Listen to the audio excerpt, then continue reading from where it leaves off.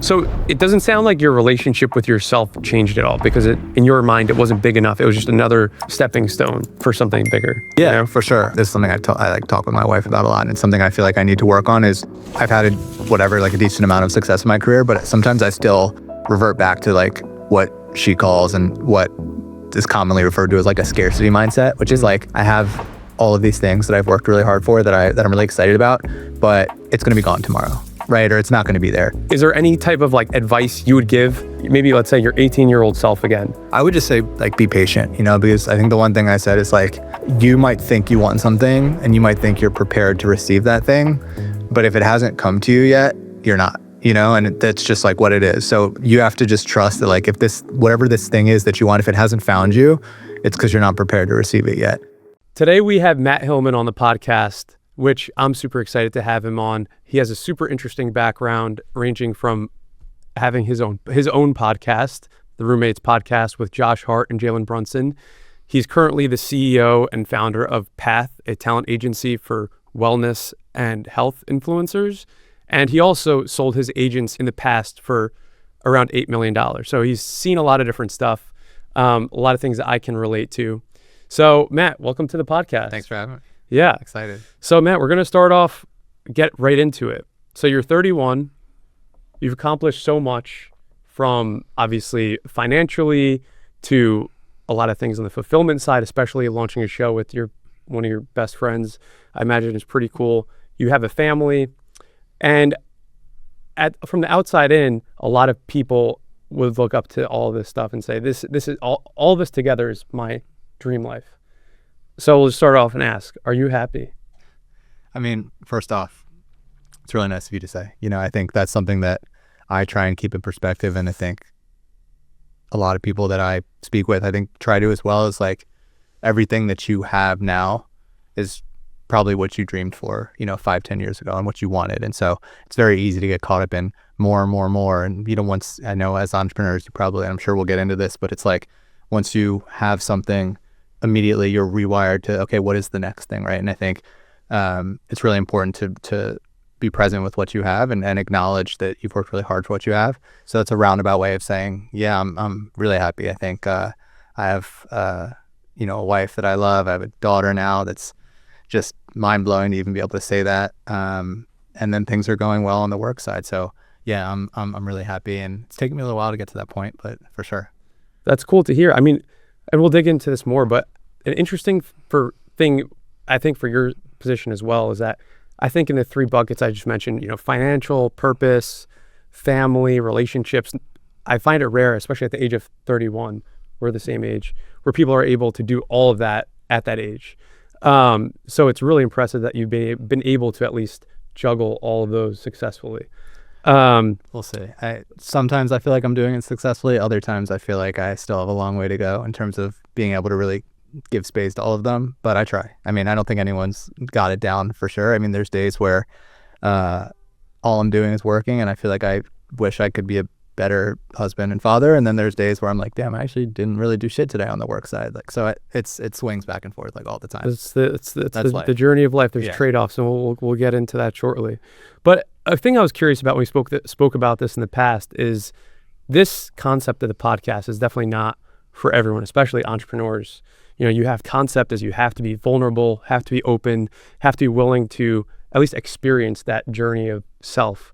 So what was your inspiration for at least wanting to tell this side of your story? You have a podcast where you talk about not, the personal side, the vulnerable side. So what's kind of your inspiration for wanting to do this? Yeah. I mean, I think you've just tapped into something really interesting. I think there's a ton of business podcasts out there. There's very few that obviously touch on business, but really kind of touch on the concept of a second self and the concept of evolving and shedding prior identities. And I think weaving business into that, of course, is really cool, but I think it's awesome to just have an outlet to not just talk about work and all of that. So I think that was one. And then as an entrepreneur, and I think you can probably relate to this, like, especially when you're building businesses, and more often than not, I find myself building, for lack of a better word, like lifestyle businesses, right? As opposed to like tech startups, for example. And in these lifestyle businesses, they become very intertwined with you, right? And your identity and your thought leadership and the brand that you build as a founder, because the more you do that, there's generally like a direct correlation to the success of that business, right? Whether it's a podcast, an agency, whatever, that's really important. And so as an entrepreneur who's kind of been in and out of building various businesses, I think it's very easy to have your identity wrapped up in this business and in a specific business, right? And question who you are outside of it when your time with that business has run its course. And that's happened to me like a few times throughout my career. I also have just, like I said, taken the transformation and step into becoming a father, which is, if that's not a sort of a second self, I don't know what is. And so I'm just at this interesting place in my life where I'm evolving a lot. I think I've been in between businesses. I've a few that I sort of just started that I'm really excited about. I'm growing a family. And so this felt like a really great sort of outlet to talk about that, as opposed to just like, what are you building and how'd you build it, you know? Yeah. No, and I think, it's my inspiration behind the podcast too. And that's why I like to start to talk about it up front, because I think it's just uninteresting in today's day and age where people are just like, oh, this is saying the same story over and over again. But so I briefly mentioned in the intro, you sold your business at a really young age, at the age of 27. Yeah, it was 2021. I was born. Yeah. For what a lot of people think is life-changing money. When you started the business, did you expect to sell it so soon? Because you weren't running it for that long.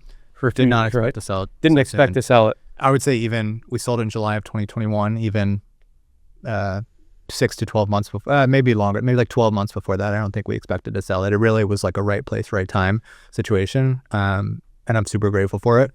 So, but no, there was like, when we started the company, it was me and two co-founders. Like, that was not the goal, nor did we even really understand that it could be a goal, right? Like I personally had no understanding of mergers and acquisitions or what the path towards like an exit could really look like. It was just wanting to build a sort of a cool agency that was reflective of like the various interests we had at the time.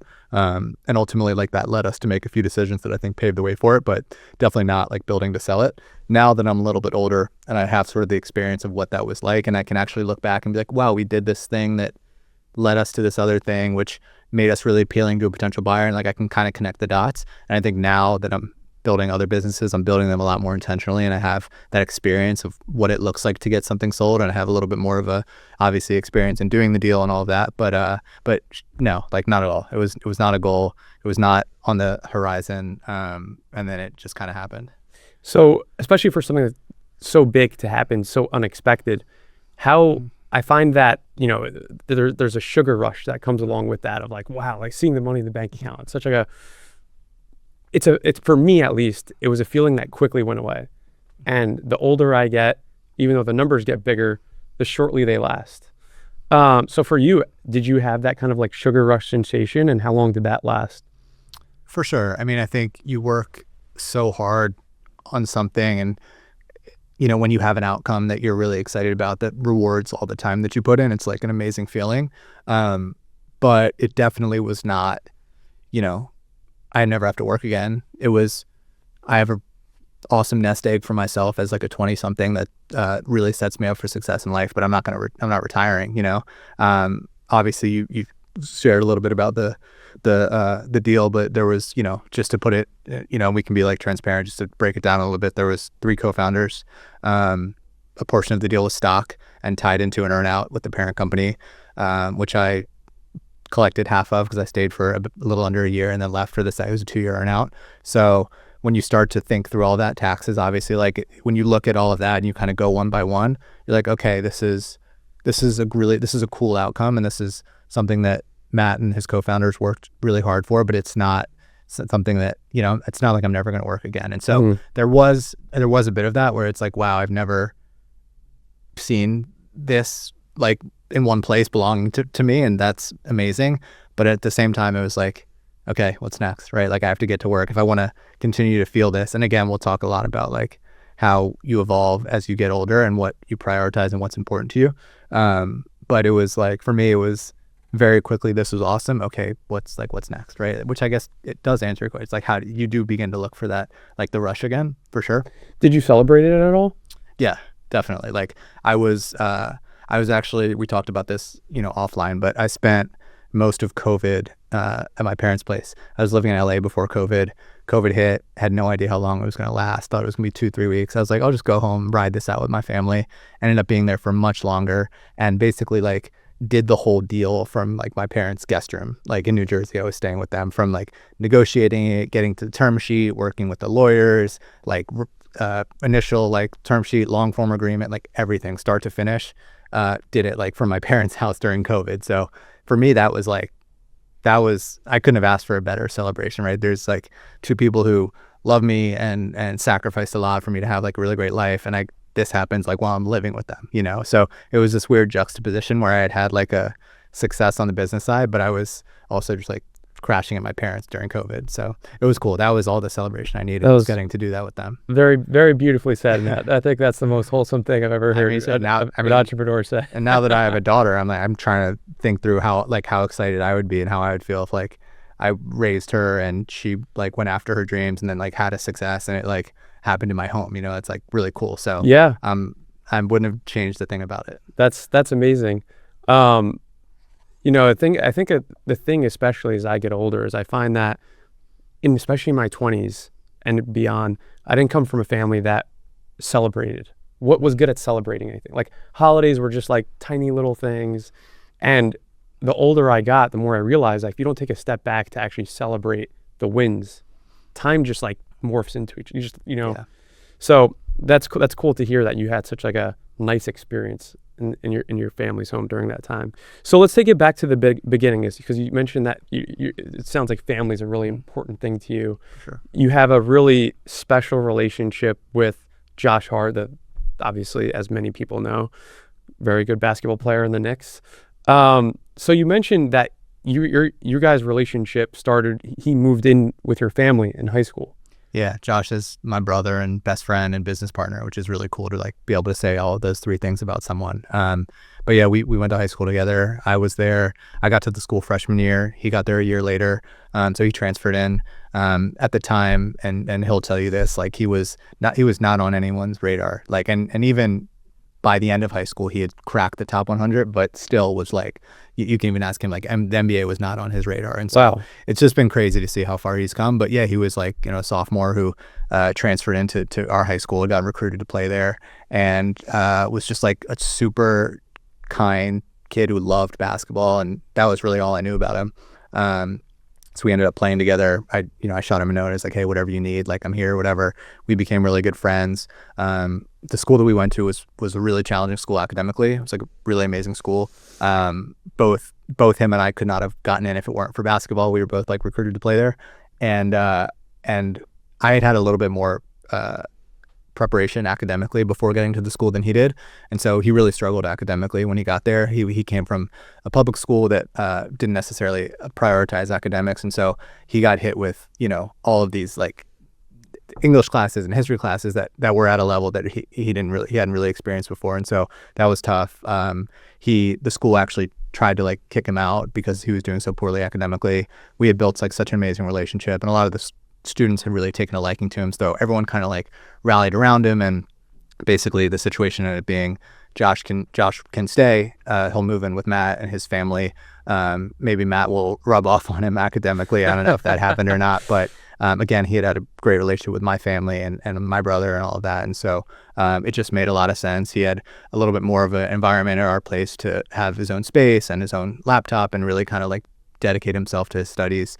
And so he lived with us for 2 years, and then obviously went on play at Villanova, and obviously every year, I think even still 8 years in, he's having a career year, which you don't really see, right? Insane. But every year of high school he got better, every year of college he got better, and every year in the NBA he's gotten better. So he just like keeps getting better, and he's become a father as well, and like he's kind of deeper in his faith now, and so he just has improved in every aspect of his life, on the court and off the court. It's just been really amazing to see. Our families are still really close. We do every holiday together, Christmas, Easter, whatever, like Thanksgiving, we're at one of each other's houses. And then my daughter's about to meet his twin boys for like the first time, which is crazy to see. We met in 2010, so it's been like 15 years. Wow. I tell everyone this, but I think the two most important thing in life are relationships and health. In fact, someone even asked me recently, like, how would I when I, let's say I'm 80 years old, look back, like how do I measure the quality of my life? And I would say I would measure it by the quality of my relationships. That's what success in life means to me. So it's really cool to hear that you've been able, like just with a friend, you guys are doing so many cool things on so many levels. But it's also interesting that, so he wasn't this like, superstars, like I'm going to the NBA in high school. And you mentioned the juxtaposition, which was interesting, is when you mentioned we were talking about this, when you guys both moved to LA, he was on the Lakers, you were working at CAA, you guys moved in together, but now he's obviously multi-millionaire. From what I'm told, CAA doesn't pay shit, right? I think I was making like 15 an hour maybe. Come on, Jesus. So you're making 15 an hour, he's making millions, tens of millions of dollars, however much he's making. What a juxtaposition of life that is.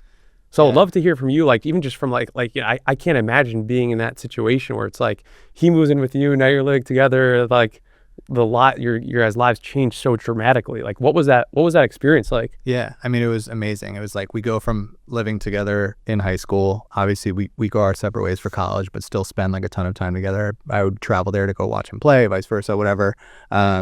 And then again, I like you said, I'm living in LA. He gets drafted 2 weeks later. We move back in. It's just like, couldn't have scripted it. And every time I say you couldn't have scripted it, like more things happen in our life and our relationship that I don't think you could script, which is really just like really special. But also, to answer your question, when we lived together from 2017 to I think like midway through 2019. So he was still on his rookie deal at the time. So he was really early on in his NBA journey. And he didn't have the type of contract that he does now. And so it wasn't, obviously it was stark, right? I'm making $15 an hour in the NBA, but didn't feel that way, right? It just felt like two guys who were trying to hustle in their respective careers, right? When you're on a rookie deal, like there's no guarantee that you're going to have a long career in the NBA, right? You have no idea what your future is going to hold because you could get hurt, you could wash out of the league, like a number of things could happen. And so he wasn't really necessarily out there, like you wouldn't have known, right? You wouldn't have known that he was making what he's making because he was trying to preserve for the future, right? And obviously I had nothing. Like I was making $15 an hour, but yeah, it just felt like we were just both hustling in our careers, in separate careers. Wow. That's really cool. Yeah. It's really interesting. So you obviously worked at CAA, you wanted to become a talent agent. How did you view success then, especially such humble beginnings? Like you mentioned, $15 an hour, they really grind you from what I hear, versus how you view success today. Yeah, it's a good question. I mean, I think because you were what, 22 at that point? 22 or 23. Yeah. I think it's interesting. CAA, and I work really closely with them to this day, primarily on the podcast with Josh and Jalen. We have like an awesome relationship. They have an amazing team over there.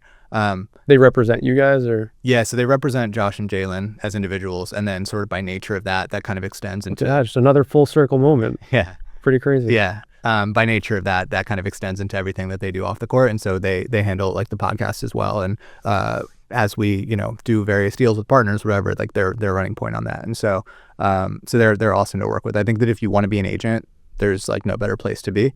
The one thing that really opened my eyes up when I got there was I was in the like the music brand partnerships division, because I thought that was what I wanted to do. So I came in kind of through that lens. But then once you get in the building, you're like, wow, they just do way more than you ever realize. They have a venture arm. They have a property sales group. They obviously film and TV. Like they touch everything.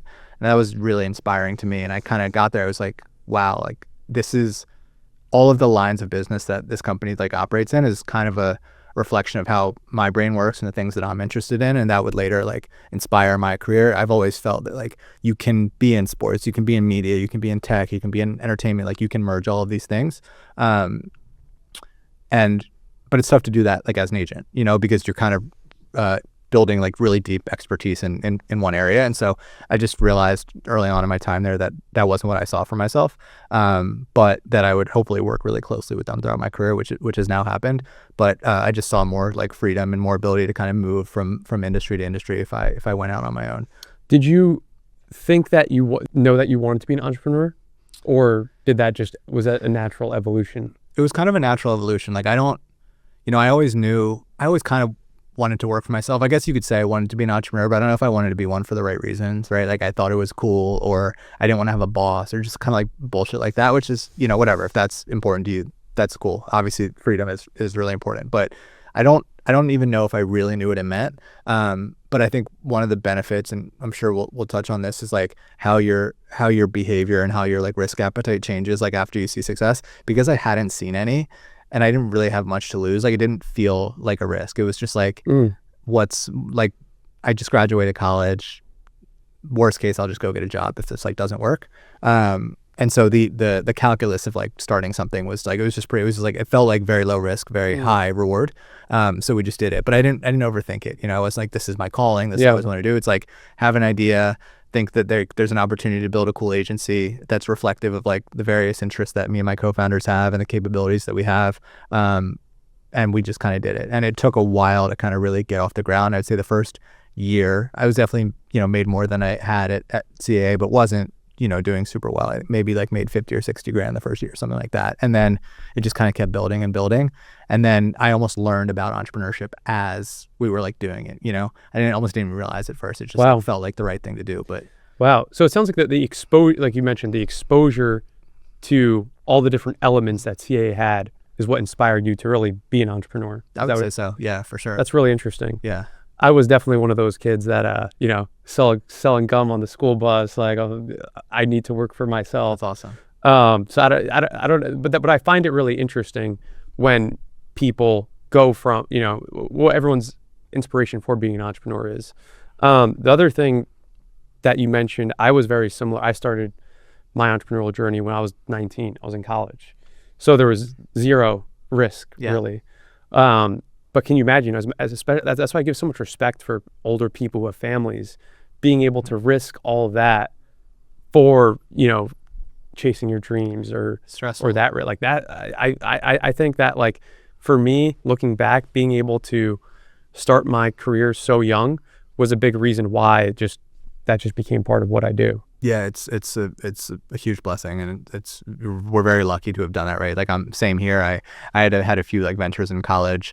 None of them really kind of panned out, but I did get that taste or whatever. But yeah, you know, for me, I basically, since graduating college, I've had to go out and make my own paycheck, you know, and like that instills something in you that I think is really hard to replicate elsewhere. And if that weren't the case, and I just, even if it was a great job, if I just like had a job for the last 7 years, and now that I have a kid, for example, I wanted to start something, but I'd never done it before, I think I'd have a really hard time doing it. I think I have a really hard time letting go of like a cushy job with a great salary and jumping into the unknown. So, but it's sort of all I know at this point, which is fortunate. Yeah. Yeah. Absolutely. I mean, I think that, like, it should, especially, you know, living in New York, Miami, whatever, it's like I think most people are still paycheck to paycheck. So it's like taking a risk on top. You'd never know it in Miami. Yeah, right. You never know it. But it's pretty wild.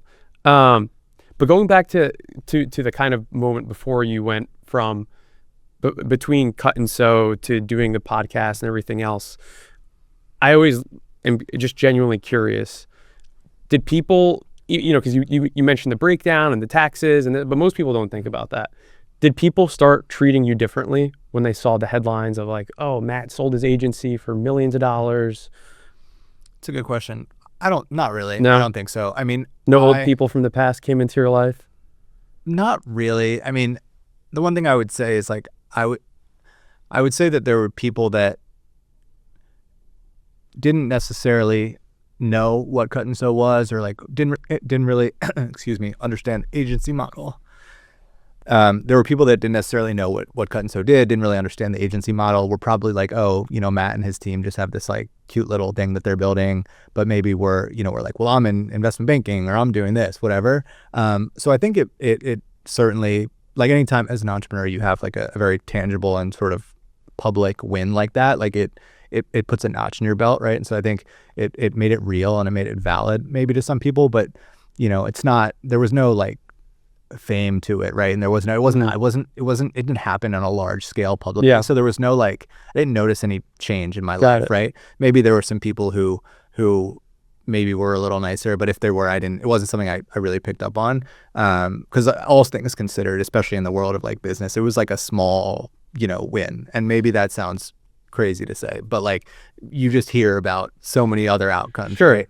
So I didn't really feel it, but I do think it put a stamp in the ground of like, okay, like this is for real.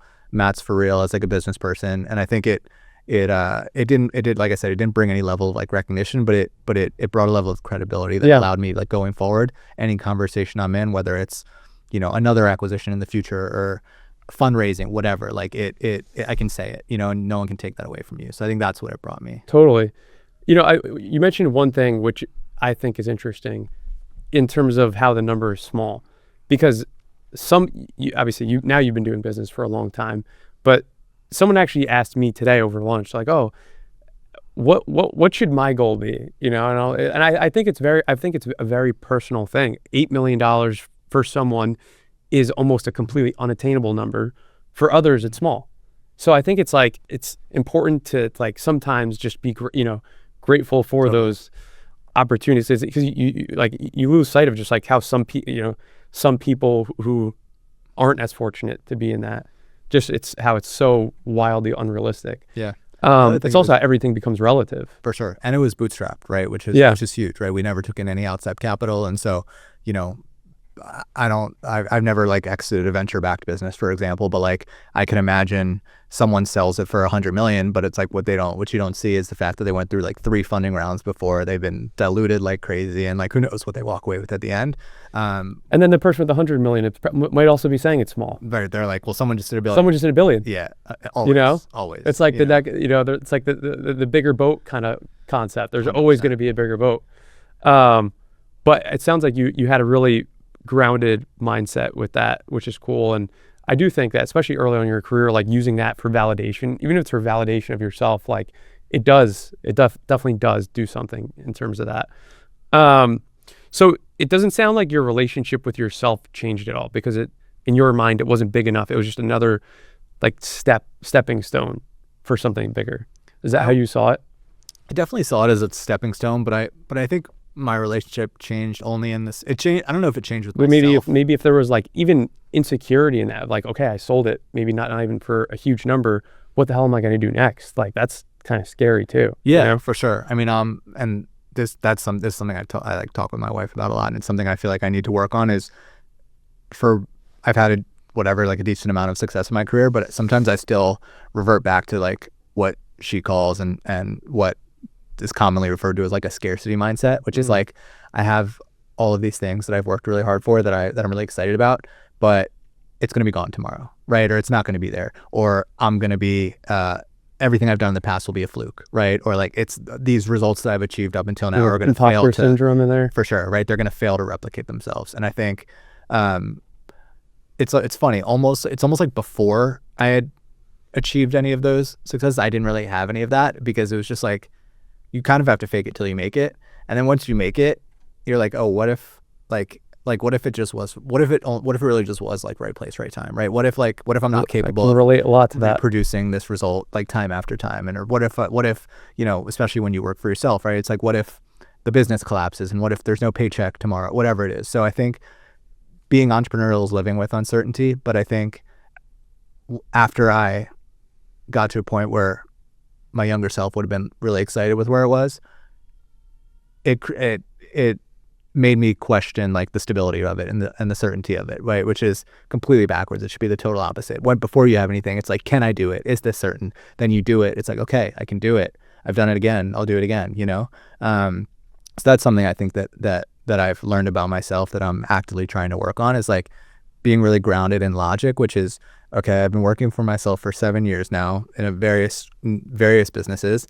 It's all worked out, and some of it was right place, right time, but ultimately, like, you don't get there unless you have something special and you do the work. And I've been very calculated with what I've like put my energy towards, and so why wouldn't that happen again, right? As long as I keep my foot on the gas, like why wouldn't I achieve a similar result? And I think telling myself that I need to do more of, which from the outside looking in is just funny, because it's like, I've fortunately been able to string a few things together that I'm excited about. So I think operating also in the two modes of perspectives of scarcity and growth mindset, also not just the outcomes financially, but I think the outcomes on your mental are much different. Because at least for me, I definitely operated from a scarcity mindset through most of my 20s. But I mean, that definitely did allow me to have a lot of success, because I was constantly like, shit, just like you said, it's going to go away tomorrow. I was always doing the math of like, okay, if I lose everything today, I'll have enough money for the next 10 years. I was like, it's crazy. Which, like, where does that come from? It comes from, parents, really. Like, I grew up in a household where, like, my dad was always saying, oh, we're not going to have enough money to go out again for the next 2 weeks. We're not, you know what I mean? So I was like, that was embedded in me of like, we don't have enough. For sure. Which no wonder that made me want to have an abundance, but also constantly scared to lose it. So I do think, especially when you're younger, that does create a lot of urgency to go after things. Yeah. But it can also take you to a place where you're like, oh shit, why am I doing this? At least for me, a lot of the things I did in my early 20s didn't align with me in terms of what I actually wanted to do. I was more so just doing it because of the financial goal. Yeah. And when that goes away, the whole concept of second self here, it's like, oh fuck, like if money is no longer the end goal, just the end goal, what am I doing this for? Yeah. That's something that I even still today really struggle with. And which is why, I'm doing stuff now which is not solely driven on money. Like this podcast isn't so I can make $10 million, $1 million, whatever, just doing it because it aligns with me. So I'm curious, once you change from that scarcity to growth mindset, how did that change the way your desire to create businesses? So first thing I would say is I have not changed yet, right? Like it's something, and I don't know if it's as easy. I'm not saying that you were implying this is just my own. It's not as easy as flipping a switch. It's like really hard to undo years like that, right? Yeah. So it's like I've noticed it, right? And I've started to question, why do I do certain things, start certain businesses, whatever? Is it for financial gain or is it for like a greater purpose? So I think the most important thing, at least for me, was just like recognizing it, which I've done, and I'm at that point where it's like, this is something that I need to improve upon. I need to have more of my wife calls it like an abundance mindset. I tell her this all the time. She's the complete opposite. She's just like, abundance will find me, wealth will find me, like she's just like, I'll manifest it. I'm like, that's amazing. Like I want to get to that point. Like I'll learn from you and like you learn from me, right? But I think as someone who has a bit of like that scarcity mindset, it's very easy to mask that with like, oh, I'm fiscally responsible, or like I'm conservative with my money. It's like, no, you're not. You're just like afraid you're going to lose it, And so and that's like, I don't really spend it. Like I'm very cheap because I'm scared I'm going to lose it, And so that's kind of where I'm at, is like, I need to work on it a ton. I've realized it. But I do think I'm now at the point where it's like, I look in the mirror and I'm like, the things that I do, like work-wise, the things I spend my time on, I would do if like I wasn't making money, which is a cool place. Amazing. Which is a cool place to be at. Like, yeah, like, we'll talk about it, but the two things that I split my time with right now are like Path, which is this health and fitness influencer agency, which was started from a love of health and fitness myself, and it coincided with my own health and fitness journey. I had gotten super out of shape, and I was like, I need to get back in shape. Found all of these amazing content creators who, by nature of posting, like helped me get back in shape, and now I help them build their careers, brand deals, coaching businesses, whatever. Like that's really cool for me, because one, I get to give back to this space that has now given me a lot, but two, I get to help all of these really hardworking individuals make amazing lives for themselves. Like we'll get texts, oh, I just got a new car, thank you so much for all the work that and like that's like amazing. That's priceless for me. So I would do that if we weren't getting paid. Wow. And I think that there's they all have millions of followers who are on their own health and fitness journeys, right? So the bigger these people get, the more they impact people, and that's cool for me because I was one of those people. So it's that, and then the podcast with Josh and Jalen, and that's just like a dream. Like two of my really close friends get to talk into a microphone and get to do it for like a lot of people. And those people aren't there for me, right? I want to be really clear about that. They're there for Josh and Jalen. But I think I've carved out like a cool like niche for myself in the podcast. I think people see a bit of me in themselves because I'm just like, I'm just a normal guy, right? I'm not an NBA player. And so those are the two things that I do. And I would do both of them if they paid me $0. That's, number one, that's incredible. Because I do think, the scarcity mindset can manifest itself in different ways with how you spend your money, but also what you do. So I think at least you should give yourself a lot of kudos in that in the element that like not many people can say they would just actually do what they do for free, and it align. Like that's that's what I aspire to do still. Many of my businesses, I can't say the same. I would not do them for free. That's how I felt for like 90+% of my career. I was never would have done anything for free. But now finally, like 7-8 years in, I'm like, okay, I would do this shit for free. How does it affect you? Because I'm sure, because obviously the Roommates podcast is a big thing, especially in New York. And I don't know if all the fans know that, you know, you've had this background, or maybe some of the casual fans might not know you have a super successful company with Path. It's one of the, you mentioned, one of the biggest in the space for representing talent, and sold an agency for millions of dollars. So I'm curious how that affects you. Is like, does it create any of this like insecurity? Is like, oh, you're just like the Roommates podcast guy, you know, with two huge, obviously. Yeah. Like, I don't talk about my like business career on the show too much, almost because it's just like, it's not really why people tune in. Yeah. And I don't know how like tasteful it would be, you know, like, totally. Like it's sort of separate from the subject of the show. And it's super rare. It's like, you know, it's like most people are like journalists or something. Sure. Like those who really follow the show, and who, you know, maybe were following Josh and Jalen and then came across me and follow me, I think by now understand that I'm, you know, entrepreneurial and play like not just a forward facing role in the pod, but like a business role behind it, and have various endeavors. Like I said, it's not something I you know, shove down people's throats or whatever. But yeah, those who like really love the show obviously want to know as much as they can about the host, and so maybe they'll like dig in a little bit. But yeah, it's especially in New York. I mean, by and large, like if people watch the show, that's what they know me as, right? They know me as like the co-host, and I think early on, which is interesting because like, you're so successful in all these other businesses. Yeah, early on when we started the show, I think we posted like a picture or whatever, and someone was like, how do I become the bland white guy on an NBA podcast? And that was just the funniest thing ever. I was like, one, that's an amazing tweet, but two, it's like, first of all, basically every NBA podcast has like a random white guy, you know? I happen to have, I think the NFL podcasts have taken this too. For sure. So that's just like what it is. Template. But I'm cool with it, right? Like I don't feel the need to like puff up my chest and be like, actually, this is who I am and this is what I do. Because that's just like amazing. Doesn't make the best product, you know? No, but it's still, I mean, you're still a human, where it's like, I think I would be insecure as like, I'm not just the white guy on the podcast. I am an agency owner. I am this. I'm successful. Like, no, you know what I mean? So for you to just have complete humility there is pretty impressive. I mean, that's hard to do. I mean, I think it just comes from like Josh and I have a phenomenal relationship. Jalen and I have a really great relationship. Like, it's just like, I don't know, we're just three friends kind of talking. And so do you get stopped on the street in New York? Like, oh, you're the podcast guy. A little bit in New York. Nowhere else. But it's like, I don't know. That doesn't, for me, the cooler thing has been obviously like, there's a bunch of really influential people in New York because so much industry is here. And a lot of those people happen to be Knicks fans. And a lot of them, just by nature of being Knicks fans, listen to the pod. And so that part, that's cool, right? Like there's people who I look up to, or who are, you know, various positions, various companies who were like, oh, I listen to the show. Like, that's awesome. And for me, that's really cool.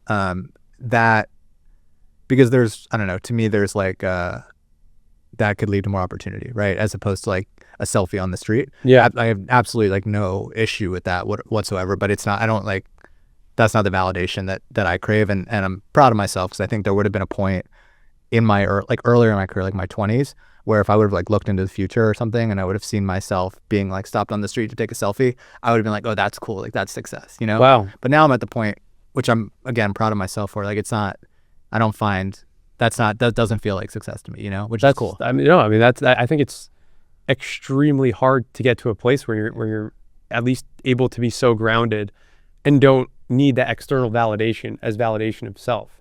So how were you able to get, like, was there any tools you used or therapy? Or I know some other people I've had on podcasts have done like, plant therapy, all that stuff. Yeah. So like, how were you, what was your kind of journey to get to that place? No ayahuasca, although that would make for a much better story. For me, I think a lot of it was COVID.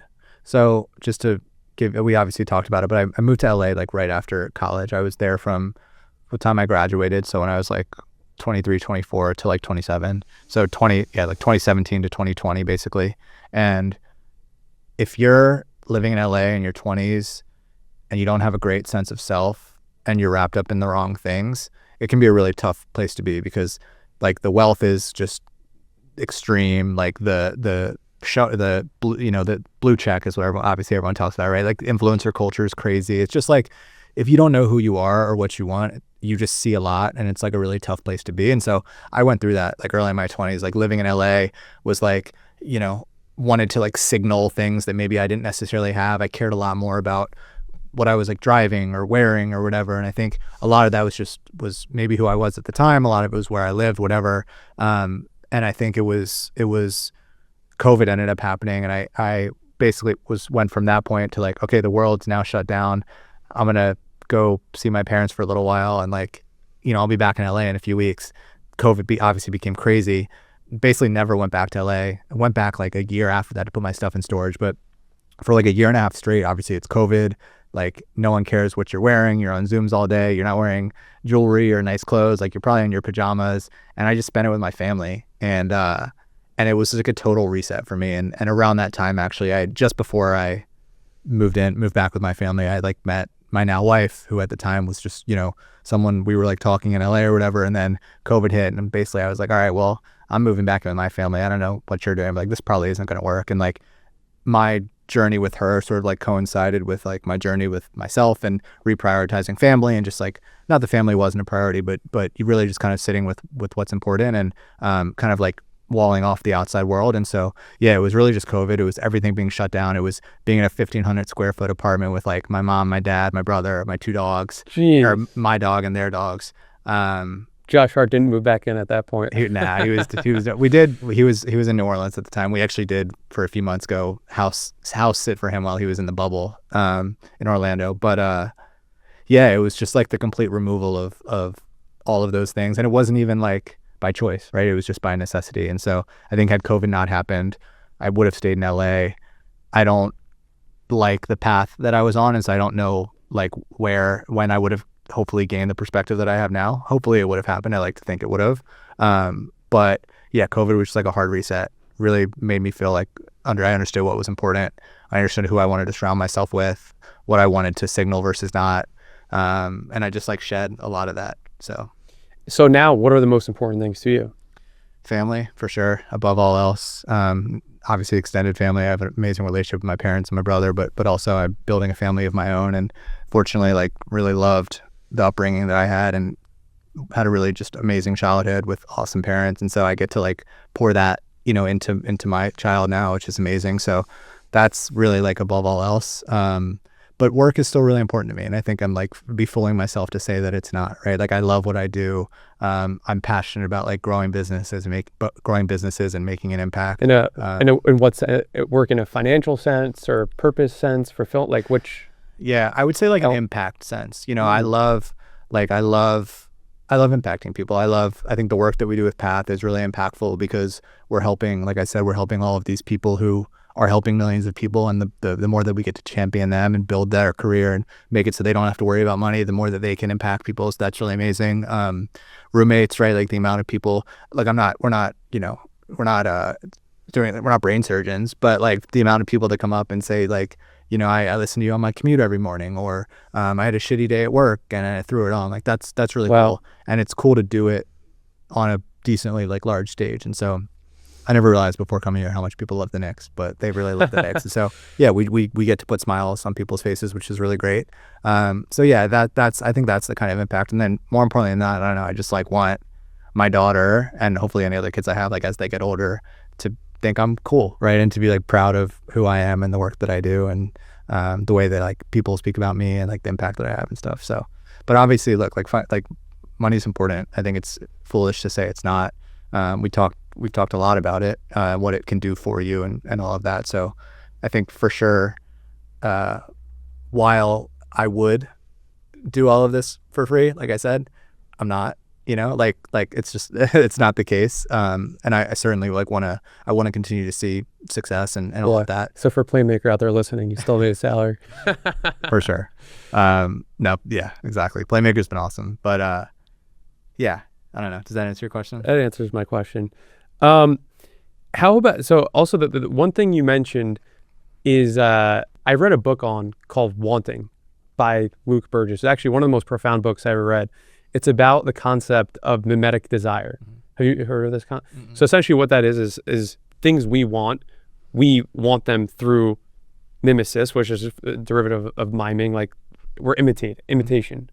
So humans develop through imitation, not just the things we want, but like how we evolve as humans, how we learn to behave in society, how we develop a personality, how we want things, physical things. So it essentially, it shows all the different ways in social and family and relation and business, how different things impact what you want. It's like one of the most profound things I've ever read, but obviously, just as you mentioned, where you live, therefore who you surround yourself with, what you have visibility to, impacts the things you want on a, subconscious level. I live in Miami. Yeah, you spent some time there too. And it's amazing every time I leave Miami to go to a place that doesn't have any of the, the materialistic stuff around it, how much my mental state changes. Like I was just in Costa Rica for 2 weeks, and it's my favorite place in the world to tell everyone because it doesn't have any of that. Yeah. There's no car, you get around an ATV, no one's wearing a Dior shirt, no Rolex watches, no jewelry, nothing. You're just a human surfing and doing yoga.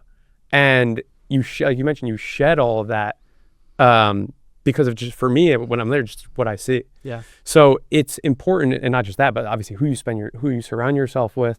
It sounds like obviously your wife has had such a huge impact on you.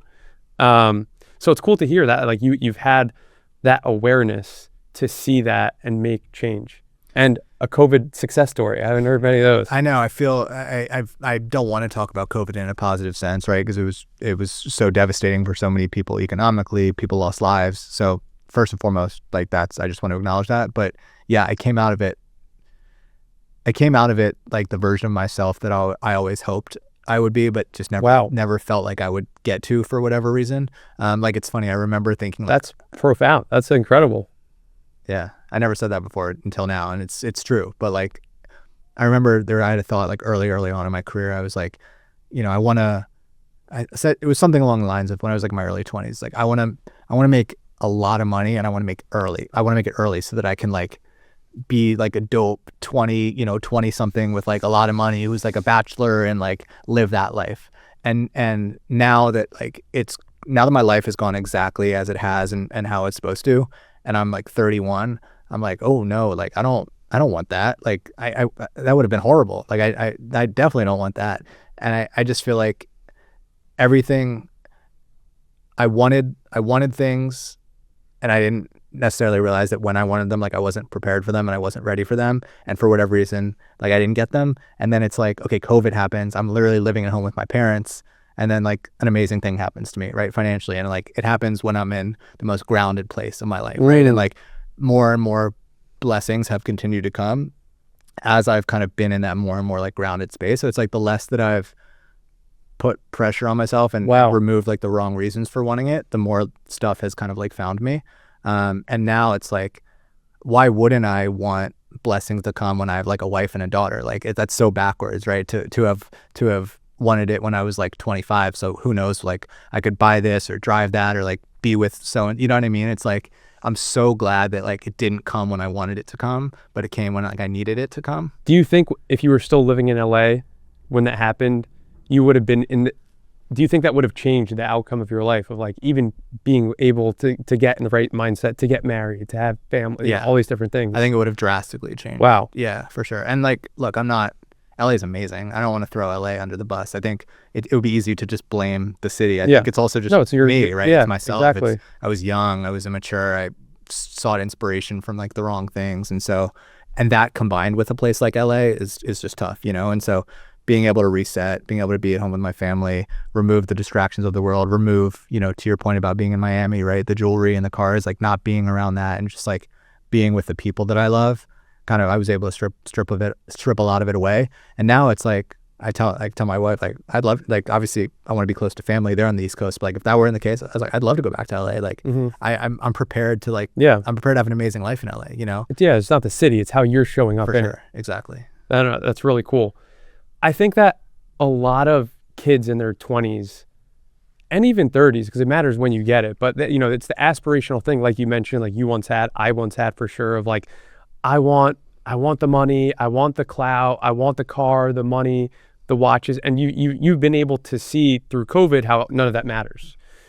Is there any type of like advice you would give your, maybe let's say your 18-year-old self again, who was who had that mindset? Yeah, I would just say like be patient, because I think the one thing I said is like, you might think you want something and you might think you're prepared to receive that thing, but if it hasn't come to you yet, you're not, and that's just like what it is. So you have to just trust that like, if whatever this thing is that you want, if it hasn't found you, it's because you're not prepared to receive it yet.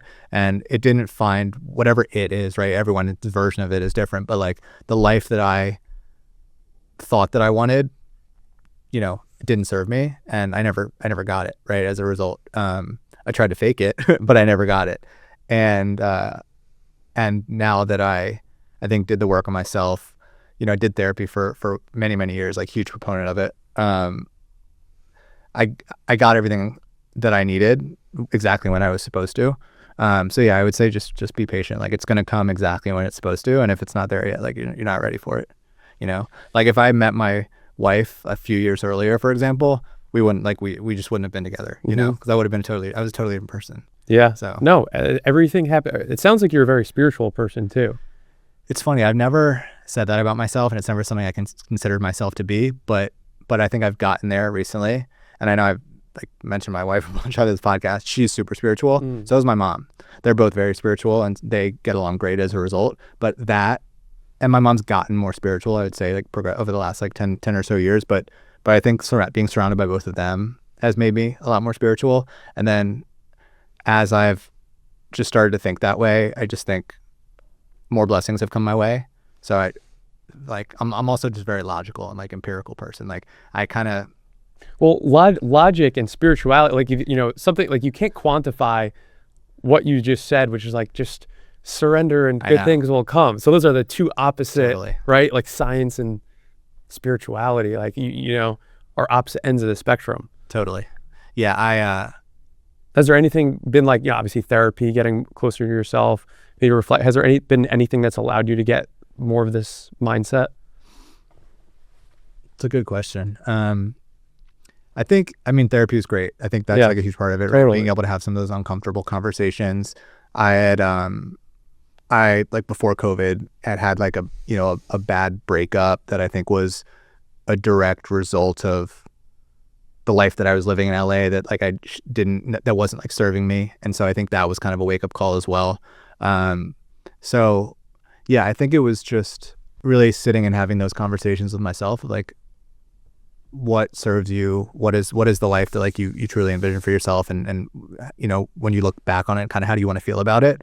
And I think, like I said, when I was earlier in my career, like, yeah, I could have been like, I'm maybe doing well professionally and have had like a bit of a windfall, but not necessarily proud of like the legacy that I'm going to leave or like the person that I am, and so I think just having some of those difficult conversations with myself has been really huge. That's cool.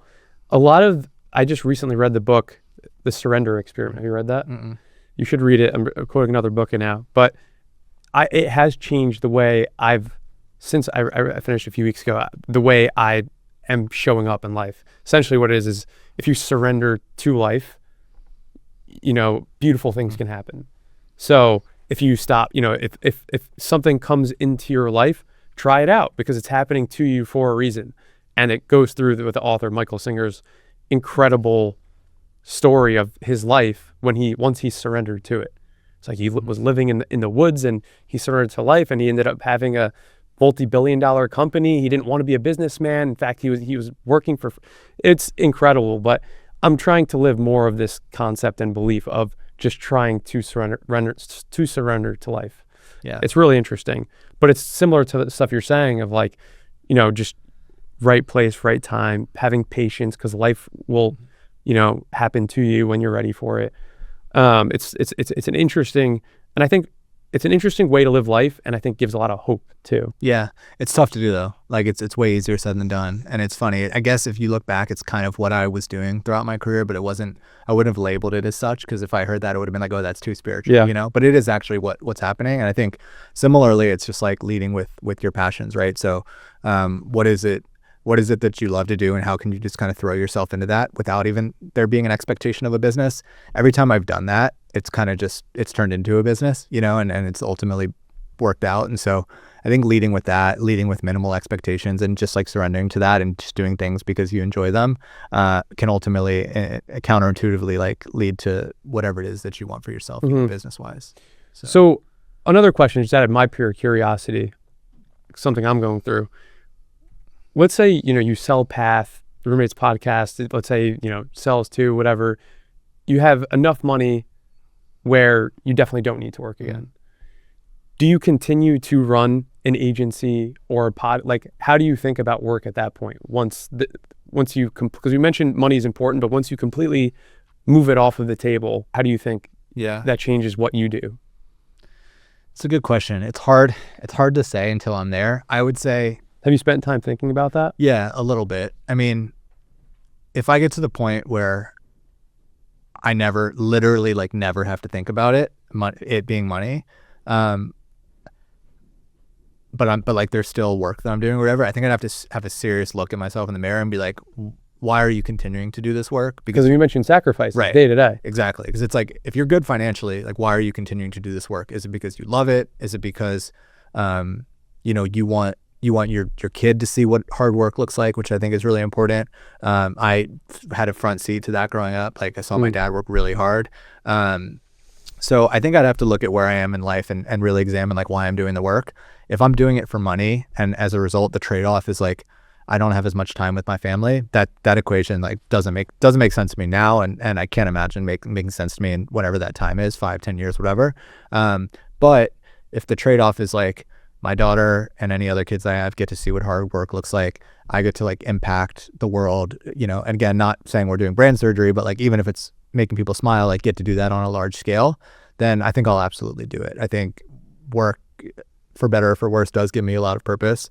So I'm just not someone who, I can't see myself like retiring and, playing golf all day for a very, very, very long time. Certainly not like anytime soon, maybe like when I'm in my 60s or whatever. So I think I'll continue to do stuff for sure. Just within reason. Yeah.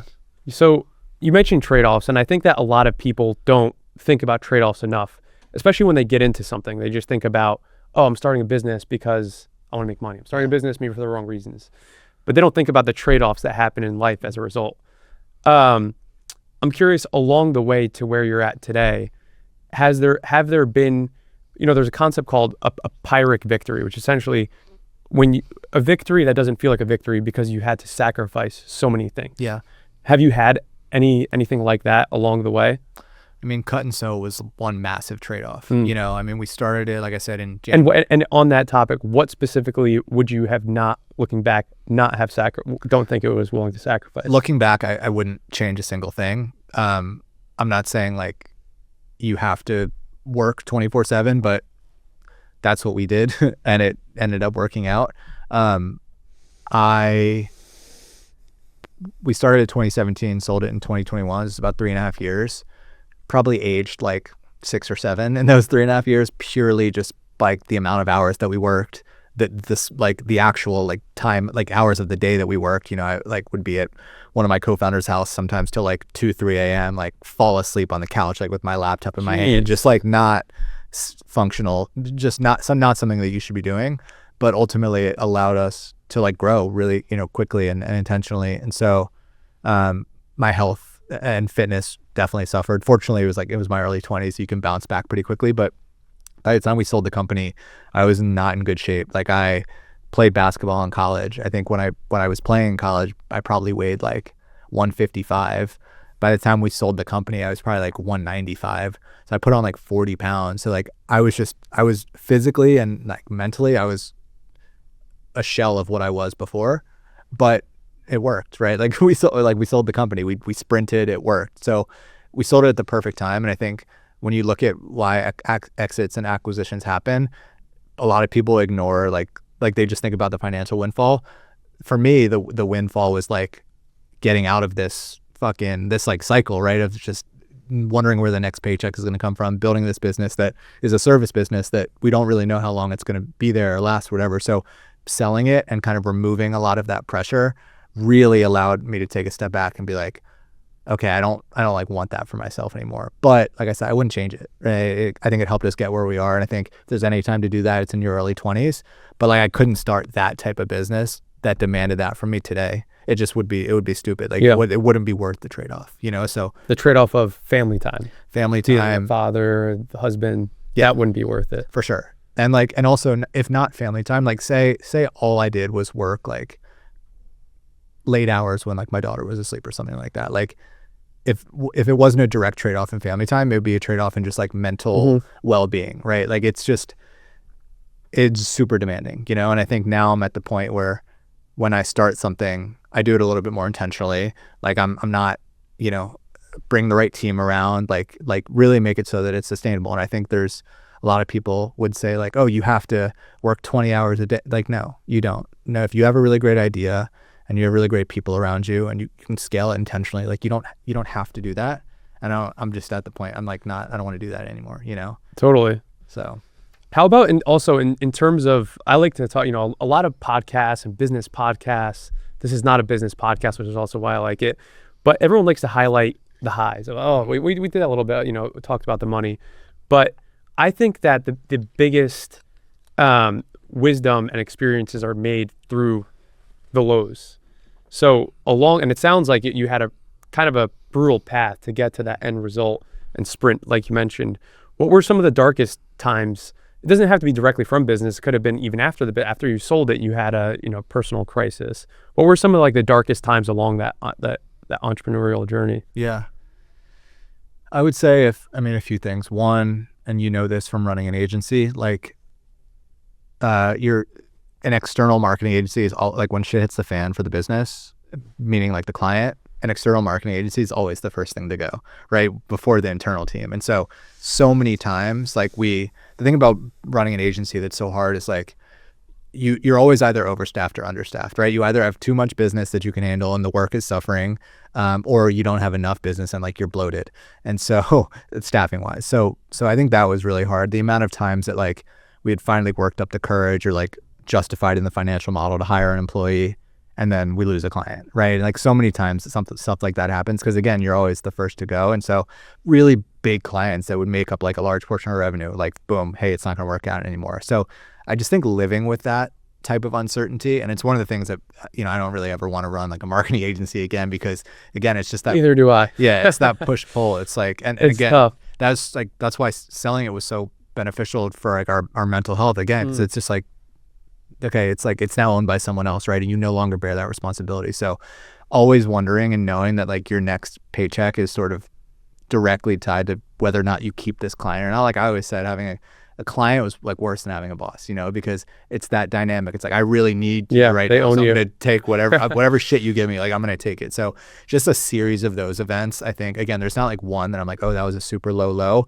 but just like living with that uncertainty on years on end it was just hard. So I think that's one.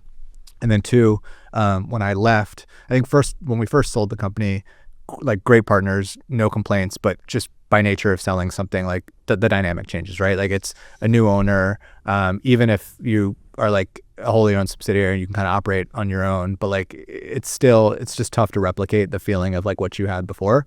So I think that was certainly like something that I felt, and even more so like when I left, which is like, okay, I put so much of myself into this business, but for the last 8 to 12 months that I was here working on it after we had sold, just wasn't like myself and wasn't happy and didn't really have that fire. And so I think dealing with that, like reconciling that and being like, okay, I like it's time for me to move on, was a really tough thing, because again, as an agency and as a service business, like so much of it is tied to your brand and who you are as a person. And so you really start to question like, who am I? Who is Cut and Sew without Matt? Who is Matt without Cut and Sew, whatever. And so I think really kind of thinking through that and being comfortable enough with myself to be like, this is who Matt is, and Matt isn't tied to this business. This business was like a really awesome like part of Matt's journey. I don't know why I'm talking in third person, but you know what I mean. Yeah. Was part of the journey, but and it's like great memories that'll last forever, but gonna move on. I think just wrestling with that kind of identity crisis is a little bit tough, because as an entrepreneur, it's like, your life is just a series of sprints, right? It's like you throw yourself into one thing, you become so passionate about it, you preach the gospel to anyone who will listen, you post it all over your social media, you build the brand equity, right? And then you either sell it or it doesn't work or whatever, and then you move on. And it's just like doing that over and over again can be tough, you know? So I think just coming out of it, I was like, what is this next thing like for me, and who am I without it? You know? I think it's also because a lot of people, and you already alluded to this, but a lot of people when they start a business have no plan, no intent, number one, they don't have an intention for the end goal. Therefore, when it happens, aka the business either blows up or it shuts down, you have no idea, you know, you go into like just scramble mode because you haven't spent any time thinking about it. But even if you did think about it, once you get there and, you know, you go from having no space to having nothing but space, it creates just like this crazy dynamic that I just don't think that there's anything that can prepare you for that. Totally. And it's different if it's like, you know, it's different if it's like a software business, right? Like I can imagine if you create this like SaaS product or even a consumer product, whatever, like that really kind of does have its own identity that can kind of live without you. There's something about an agency and a service business that is so tied to the founder. And that was like also really apparent in the deal. Like when we were structuring the acquisition, it was like, there's no world in which this company sells and we don't go with it. You know, there's no IP. I don't think it's different per se. In fact, there's and it's cool because this concept of second self and what happens after you sell a business is becoming more people are talking about it. But the founder, I think it's Loom. Yeah, I saw it. Right? He was a software guy, obviously. They sold for $1 billion, and he said, you know, I have more money than I ever need, than I can ever spend, and I'm the most depressed because of all these problems that come along with it. You know, when you start business, you're an opportunist, but now there's no opportunities that are interesting to you. Everything needs to be bigger than the last because that's the way, you know, our brain works, and it's like trying to like undo all of these societal pressures that might you put on you or your parents or whatever. It's just a lot of people are just you know, there's a lot of unlearning that needs to be done for sure. But it's interesting. And I think one thing that is, at least I'd really admire from this conversation is at least how you're aligning your life with purpose. And you've mentioned a lot around impact, and it seems like that's really the North Star of why you're able to get a lot of energy from the things you do. Are there other things in life that give you purpose, or maybe you're optimizing for that? I think, you know, building really meaningful relationships gives me a lot of purpose. I think, you know, a lot of people say like, you know, what, like no new friends, or right, like, you know, anyone, whatever. I think throughout your whole life, you're going to meet new people, right, who are going to impact you in a really big way, whether that's on a friendship level, on a business level, or whatever. So I find purpose in like building those relationships and building community. Like my co-founders at Path, most of them I met, you know, within the past couple of years, and just kind of like we did it, you know. So I think were they friends, or they like there was like a few people that knew each other, but we all just kind of came together. So I think that, yeah, I find a lot of purpose in like building relationships. I find a lot of purpose in building community. I love getting people together and seeing what happens. I haven't done them as much recently, but like in LA, I used to do a lot of dinners where we'd bring like really cool people together. So I love just like connecting the dots. I love bringing people together. I want to actually get back to doing that and do more of that. But yeah, you know, making meaningful connections, like I said, whether that's on like a personal level or a business level, is exciting to me. All of that gives me purpose. Now I'm at, you know, a point in my life where I've just started the most important job I have, which is being a dad, and like tapping into that every day and continuing to like, you know, emphasize to myself how important that is and how much I need to show up every day is like giving me a lot of purpose there. So yeah. No, that's awesome. I think, and also you know, I think the big concept that goes along with purpose is like just being able to know yourself. And I think just doing that, especially for someone recently said to me something that was really interesting. I said, I was explaining to this person that I was able to experience what it was like to be my authentic self through this thing I did called the Hoffman Institute. And I've heard of it. It's incredible, especially as I would say any parent should go. Yeah. How long is it for? It's 7 nights. Okay. 8 nights if you do an extra one. But yeah, it's intense, super intense. But anyways, what I said was I was able to experience the euphoria of what it was like to be my authentic self for the first time. And that, because once you know that, then you know things that give you purpose, right. Alignment in life, relationships. There's a lot of clarity that goes along with that. And what this person had said is that it was shock that someone who had done so much, just from a business standpoint, there's an assumption that you have a great relationship with yourself. Mm-hmm. And I think it's actually the complete opposite. I think that the most successful people most likely have, unless you've done a lot of the work, like there's a higher reason to believe they have less relationship with themselves. Yeah. Because you're optimizing for external. And when you're so busy creating so many businesses, doing all these things, there's no time to go inward and understand actually what's going on. You're just on autopilot. Right. You know? That's a good point. Yeah. So it was a really interesting conversation because you know, people make assumptions of like, and that's why I like to do this podcast, is like trying to really get people to understand what's going on with, you know, the real story, authentic story of people. But on that topic, we're wrapping things up now. We've gone through the whole journey and all that. It's been really interesting for me to learn your story. What is a belief you've had that you've completely changed your mind about? A belief I've had that I've completely changed my mind about. I mean, I hate to go back to it, but because we've talked about it like so much this episode, but really, like, I think early on in my career, I just really had a relationship with money and with success that, like, looking back, I just is objectively like not the way that it should be. And so I think early on a belief was that, like, that's what gave you purpose, right? That's what validates you. That's what makes you happy. And again, that's like so cliche. And it's also probably easy for me to say now that, like, I'm doing better, right, financially than I was when I held those beliefs. But now that I've experienced what I believe is like success and what I believe is enough, I couldn't have been further from the truth with that belief. You know, it's like, I think for so long, again, as entrepreneurs, it's like, it's very easy you said a lot of entrepreneurs probably don't have the best relationship with themselves because there's no time to go inward. I think it's like very easy. I think that's 100% true. And it's very easy to mask that with like a bunch of perceived positive qualities, right? Like, I'm a hard worker, I take care of those around me. Like, all of that might be true, but you also probably have a need for validation, you know? And so I think now I'm at the point where, you know, if I'm like sitting in the living room with my wife and my daughter and it's like, you know, 11 a.m. on a Wednesday or something, and I'm fortunately like home with them, spending quality time together, like not in an office, I'm like, oh, that's success, right? Like, I have enough. Like, I have this and I have enough, and that's all I need. And I think a younger me would have looked into like a crystal ball or whatever and saw older me with that definition of success and being content with that and nothing more.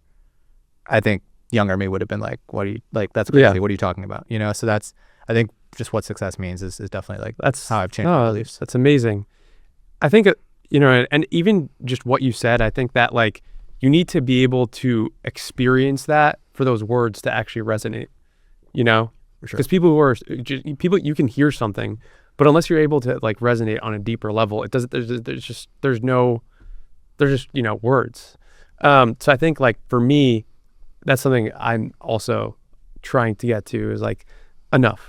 You know, and I think that is ultimately where fulfillment and happiness and space comes from. Because if you're constantly chasing, you're on the, you know, the hedonistic treadmill, you're just gonna drive yourself crazy. Yeah, for sure. And I think, like, the less value that you kind of can place, and again, I'm still working on this, I still like nice things, right? The less value that you can place on some of those material things, not just not even spiritually, but just practically, right? Like, the less you have, the less debt you incur, like the less lifestyle debt you incur, the less stressed you'll be, right? So it's like, if you need a lot of those things and you spend a lot of money on those things and you have an expensive mortgage and I don't knock any, like everyone has the things that they love and enjoy, right? But ultimately it's just looking at, is this practical and is this reasonable? And like, will incurring this bring me more stress, you know? And not only that, but is that how I hold myself to a success standard? You know, I have all those things that you mentioned, but I know that materialism doesn't mean anything. Totally. That's a really great caveat. It's not, having them is not a bad thing at all. Having them is a great thing. It's your perception of what having them means. Exactly. Right? And what it means for like yourself and who you are. Totally. So. But no, this was a really awesome podcast. I learned a lot myself. Your journey is definitely awesome, especially for someone who's 31 to have experienced so many different things from a family, business, and personal growth side. I think is really rare. Been awesome. But tell the guests who aren't familiar with you yet, where can we find you on social media, or how to get in touch with you, or anything else you want to leave off with? Yeah. I'll plug the businesses first, but you can follow Path Talent on Instagram. The website's pathtalent.co. You can follow the at the Roommate Show on basically every platform: Instagram, TikTok. I guess I should be looking at the camera. Instagram, X, TikTok, YouTube, The Roommate Show. And then you can follow me on Instagram at I Love Matty Ice, which is like a high school aged handle that I just haven't changed. And I think I'm Matt Hillman _on X. So it's a good AOL name right there, Matty Ice. Literally it is. But yeah. Yeah, no, this was awesome.